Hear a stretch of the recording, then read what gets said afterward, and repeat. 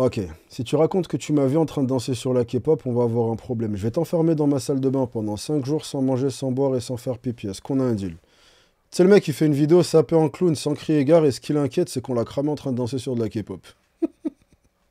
Bref, j'ai oublié l'intro.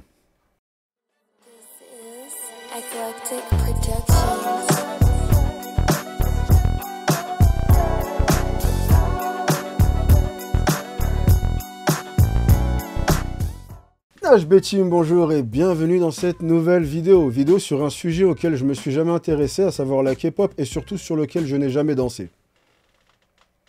Et si tu te posais la question par rapport au costume, c'est que j'ai une soirée d'Halloween juste après, mais je pouvais pas être là sans faire de vidéo, fallait que je vienne vous dire bonjour et prendre de l'amour, tu vois ce que je veux dire? D'ailleurs, si tu es nouveau sur la chaîne, welcome. Si tu veux un peu plus de ce genre de pitrerie, bah pense à t'abonner et à activer la cloche des notifications. Qui sait, la prochaine fois, peut-être que je serai déguisé en Vainé à danser sur du zouk, on est à l'abri de rien ici. Et bien entendu, le plus important, si tu aimes ce que tu as vu à la fin de la vidéo, alors n'hésite pas à délicatement caresser le bouton like et à me faire un petit coucou en commentaire. Ok la team, blague à part, j'avais entendu parler de la K-pop maintes et maintes fois et je m'étais jamais vraiment attardé dessus. Et hier, pour faire les recherches de la vidéo, je me suis retrouvé de fil en aiguille à regarder des clips de K-pop sur YouTube et ok. Effectivement, ça donne envie de bouger la tête, c'est pas mal, il y a un truc. Il y a un truc. En vrai, je comprends mieux l'hystérie. Bon, après, dans cette vidéo, on n'est pas tant là pour s'attarder sur la K-pop en tant que style musical, mais plus en tant que culture, et plus précisément vis-à-vis des standards de beauté. Mais, avant de rentrer plus en profondeur dans le monde de la K-pop, tu connais la chanson, j'ai des factures à payer, ça tombe bien.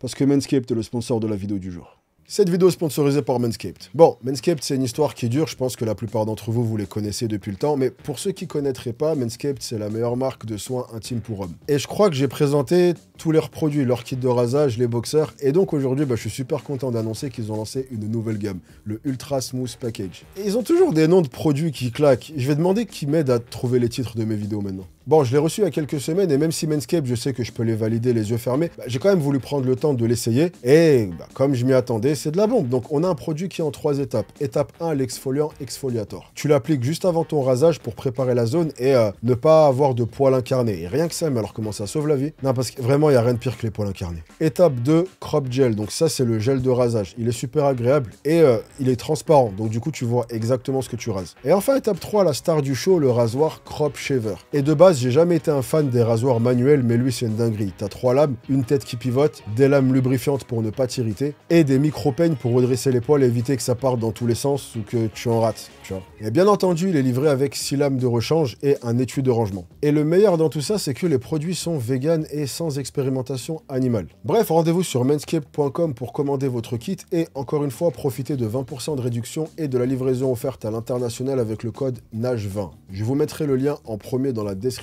de la vidéo. Merci à Manscaped de toujours être là pour me soutenir tout en vous faisant plaisir. Ça rime en plus. Allez, on a une masterclass à terminer maintenant. K-pop est l'abréviation de Korean Pop, c'est-à-dire pop coréenne. C'est un genre musical qui est caractérisé par beaucoup d'effets visuels, effets musicaux, des grosses chorégraphies, des grosses mises en scène. Et à la base, cette culture avait été mise en avant au début des années 90, après que la Corée ait traversé une guerre, et ce pour l'aider à traverser la grosse crise financière qu'elle est en train de vivre. En gros, ça se comprend, c'est un style musical qui est hyper joyeux, donc c'est ce dont les gens avaient besoin à ce moment-là. Puis rapidement, un groupe appelé Seo Taiji and Boys s'est démarqué et a contribué à propulser la K-pop au-delà des frontières coréennes. Puis en 2012, le hit Gangnam Style par Psy solidifie encore plus la K-pop comme un phénomène mondial. D'ailleurs, les fans de K-pop, j'ai appris qu'on appelait ça les K-pop stans. Bref, une culture qui fait envie, mais il y a un nombre au tableau. En effet, maintenant il est temps de parler des coulisses de la culture K-pop. Dans l'industrie du divertissement, on va pas se mentir, les standards de beauté sont super stricts. Même si ça a tendance à s'ouvrir à plus de types de physique depuis quelques années, en règle générale, la pop star type a toujours une beauté physique prononcée. Même si la beauté est subjective, on retrouve toujours des critères de façon assez systématique. Taille fine, dents droites et blanches, physique élancée, visage symétrique. Et la K-pop échappe pas à ça, mais j'ai même envie de te dire, la K-pop pousse ça encore plus loin. Parce que là où ce genre de critères de beauté sont une norme dans d'autres styles, dans la K-pop, ils sont une obligation. À tel point que tu as même un des membres dans le groupe qui a pour rôle d'être ce qu'on appelle un visual. Donc ou en français, un visuel. Qui est, comme son nom l'indique, un membre qui va avoir un capital beauté encore plus élevé que le reste et va un peu être le visage du groupe. Donc, voyons ces critères en question. Premièrement, des lèvres fines et un visage en forme d'amande. Des grands yeux qui donnent l'air plus jeune et innocent, une peau blanche, qui est vu comme un signe de beauté dans la plupart des pays d'Asie, ainsi qu'un aspect peau en porcelaine, c'est-à-dire sans imperfection visible, sans pores de la peau, etc. Il faut également une taille fine, une silhouette en forme de sablier et une taille élancée. D'accord? À quelques très rares exceptions près, les stars de K-pop sont toutes grandes. Donc, maintenant qu'on a vu ces critères, on peut voir ce qu'ils impliquent et on va laisser la taille fine en dernier parce que c'est ce qui m'intéresse le plus. Bon, donc reprenons dès le début. Pour le visage, je pense pas avoir besoin de faire un suspense pour te dire que la chirurgie, c'est plus que monnaie courante. Soit pour mettre son visage à la bonne forme, soit pour corriger une asymétrie, soit pour se faire débrider les yeux pour qu'ils aient l'air plus grands. Deuxième critère, la peau. Là aussi, pas besoin de suspense. Il y a énormément de maquillage pour faire blanchir la peau, pour faire disparaître les pores, mais il y a également même des crèmes dont le but va être de te décolorer la peau et la rendre plus blanche. Et enfin, pour finir, avant de passer au plat de résistance, on a la forme en sablier. Pour ce qui est de la forme en sablier, l'utilisation de mousse pour changer de silhouette est super répandue là-bas. Soit pour les hanches, soit pour les dorsaux pour donner l'illusion d'une taille plus fine, soit pour les fesses. Bon, après, sur ce sujet, il faut toujours balayer devant chez soi. Ça fait un bail qu'on a les influenceuses fitness Instagram qui font pareil dans leurs leggings pour faire des shootings photos, donc on va pas leur jeter la pierre. Mais maintenant, il est temps de passer au sujet qui a vraiment attiré mon attention. L'obsession de la minceur et la culture du régime chez les idoles K-pop. Parce que j'en ai entendu des belles, mais quand je suis tombé sur ces diètes, je suis tombé de ma chaise. En gros, je suis tombé deux fois. D'abord sur les diètes et après de ma chaise. Double peine j'ai pris. Parce que le culte de la minceur est, mais alors complètement dingue dans la K-pop. C'est simple, elles sont toutes minces, hyper minces, et ça va loin. T'as des vidéos d'artistes qui mangent et leur manager vient leur retirer leur nourriture. T'as des vidéos d'elles qui s'effondrent en pleine performance et du coup qui doivent être ramassées à la petite cuillère. Et c'est un truc qui est répandu à tel point que ça choque personne dans le public, ça fait partie de la culture. En gros, tu sais qu'à tout moment, tu peux voir un ou une artiste s'écrouler sur scène. Mais même ça va pas me choquer tant que ça, dans le sens où c'est une performance. Au même titre que dans une compétition de fitness, des gens vont se mettre dans des conditions extrêmes pour leur passage sur scène, ou au même titre que des acteurs peuvent être dans des conditions extrêmes pour un rôle, c'est du spectacle. Ça fait partie de leur description de poste. Mais le problème qui se pose, c'est quand ce genre de pratiques sortent de la sphère du spectacle et rentrent dans la sphère des gamines de 12 ans naïves et en manque de repères sur TikTok. Et ben depuis quelques temps, il y a une explosion de posts sur les réseaux qui partagent les diètes que font ces stars de la K-pop dans le but de les reproduire pour leur ressembler. Et on appelle ça la K-pop diet. Par exemple, t'as la diète de la chanteuse IU qui consiste en une pomme le matin, 2 patates douces à midi et un shake de protéines le soir. Je vais même pas te faire l'insulte de calculer les calories qu'elle se tape avec une journée pareille, mais dis-toi juste qu'on n'est même pas dans les besoins caloriques d'un enfant de 3 ans. T'as également Jeon Xiaomi dont la diète consistait à manger 3 bananes par jour, une le matin, une le midi, une le soir. Ou encore Momo qui a raconté ne tout simplement avoir rien mangé dans le but de perdre 7 kilos, et elle en était arrivée à un point où elle était tellement matrixée qu'un jour elle a craqué. Et bon, toi quand tu craques, c'est sur un paquet de chips, du Nutella, du saucisson. Elle a craqué sur un glaçon. Je dis pas ça pour troller ou être sarcastique. Elle en pouvait plus de ne pas manger. Donc, elle a mangé un glaçon. Et encore une fois, quand c'est juste pour le spectacle, c'est leur choix personnel. Mais avec une idolâtrie pareille et un mouvement qui touche des millions de gamines sur la planète entière, tu te doutes que ça en reste pas là. Tu as des milliers de vidéos TikTok avec des gamins qui essayent la K-pop diet. En fait, pour t'expliquer, t'as K-pop diet, qui est le terme général, et ensuite, tu précises en disant la diète de quelle star tu vas reproduire. Par exemple, pour IU, celle qui mangeait sa pomme, ses patates douces et son shake, tu as donc des filles qui font la IU diet et qui ne mangent que ça. Ou encore, et là j'ai envie de mettre un grand coup de front dans mon bureau, des gamines qui vont essayer la Momo diet, à savoir ne rien manger d'autre que des glaçons. Et alors ce genre de trucs sont tellement hors de ce que je peux concevoir comme étant réel, que figure-toi que j'avais sorti une vidéo il y a 3 ou 4 ans qui parodiait ça. Deuxième ingrédient, et là par contre je m'apprête à vous révéler le secret. Mon aliment fétiche, des glaçons, ok? Donc, par contre, comme pour la salade, on va pas exagérer non plus. Donc on va balancer 5 glaçons. Alors ce que j'aime bien faire, tu vois, c'est les parsemer sur la salade. Parce qu'en fait, ça fait qu'ils vont fondre sur la salade et donner du goût.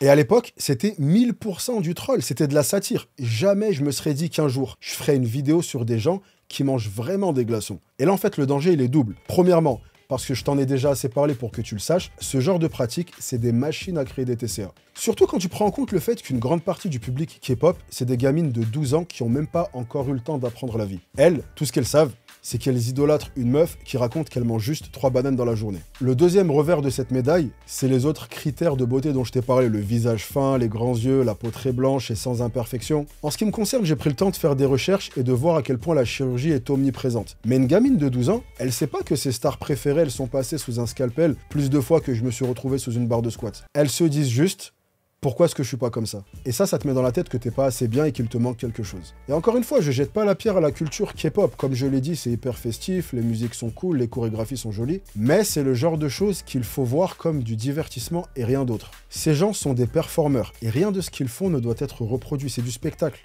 Donc, ce qu'on peut en retirer. Pour l'histoire de la diète, t'affamer n'est jamais une solution, ni sur le court terme, ni sur le long terme.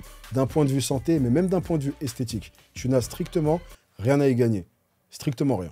Pour ce qui est de l'image de toi qui va être renvoyée en voyant des peaux parfaites, des dents toutes droites, sur ça on en revient à la question de la comparaison. Et on entend souvent sur internet le discours qui part d'une bonne intention certes, de ne pas se comparer. Et même si ça part d'une bonne intention, malheureusement, c'est assez déconnecté de la réalité. L'être humain, par nature, a besoin de se comparer. Parce que se comparer nous permet de nous donner un cadre de référence dans le monde. En gros, comment est-ce que je sais si je suis grand ou petit, jeune ou vieux, si mes cheveux sont longs ou courts, en regardant d'autres êtres humains et en voyant où je me situe par rapport à eux. Donc, au lieu de te dire de ne pas te comparer, je te dirais simplement de te comparer à des gens de la vraie vie dont tu connais toute l'histoire. Et non pas des stars dont tu aperçois 0,01% de la vie et te formes une idée sans savoir tout ce qu'il y a en coulisses. Se comparer à des gens dont tu ne sais rien ne mène nulle part. Tu ne peux pas savoir ce qui s'est passé pour que la personne en soit là. Tu sais juste pas.